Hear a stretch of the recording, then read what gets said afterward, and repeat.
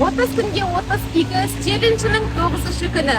Бүгін күннің күрт суына байланысты қоғамдық жұмыс атқаратын азаматтарға алғысымызды білдіріп, ыстық шай мен тәтті тортымызды тарататын боламыз.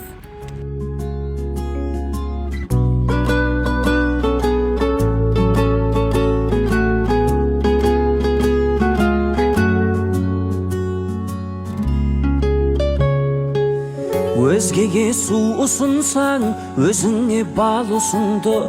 Басқаға сор тілесең, басыңнан бақ ұшырды.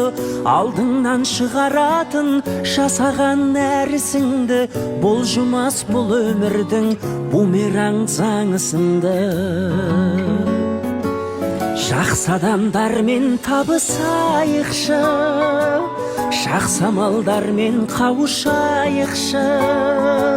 Жақсылық тілесең егер, өзіңе мың есе келер. Жақсылық жасап жарысайықшы.